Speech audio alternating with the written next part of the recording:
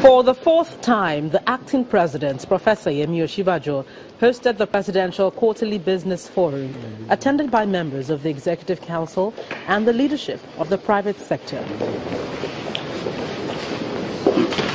The nation's tax regime, voluntary assets and income declaration, as well as power, formed the basis for discussion. The Minister of Finance began by hinting that the nation can no longer borrow and so must increase its domestic revenue through tax. We don't have money to actually deliver essential services. There simply isn't enough money in government to do what government should do. And I'm sure you will all say that's because people are stealing or because you're wasting money. And I'm saying even if you plug all the stealing and all the waste, the budget size is not big enough, and that's because we're not paying enough in terms of tax. We can't borrow anymore. We simply have to generate more revenue. We have to plug the leakages. We have to improve tax collection. This administration has shown that it has the capacity and the will to deliver those services. The acting president's urge to the private sector to augment the government's efforts is not entirely new, but if taken seriously, he says, the narrative will change.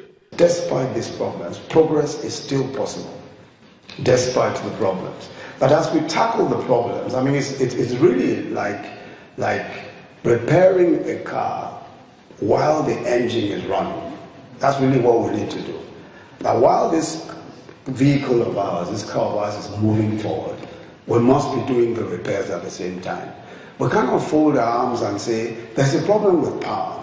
And look at India, 40% of the firms generate their own power. Yet they have the difficulties that we have, but they are making the progress despite those constraints. The way to do it is simply what India and any other country would do, is a commitment to ensuring that we incrementally make this progress.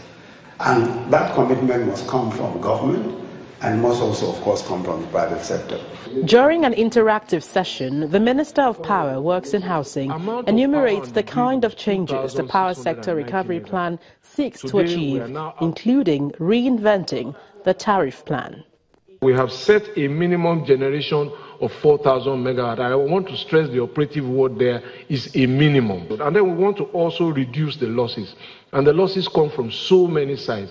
Lack of proper metering, poor equipment, electricity theft, violation and destruction of electricity assets that generally just characterize inefficiencies and lead to inefficiencies in the system. Those are issues that this program seeks to address. The quarterly forum is part of multiple approaches by the federal government to encourage a stable and diversified economy. Gloria Umezuke, Channel Television News.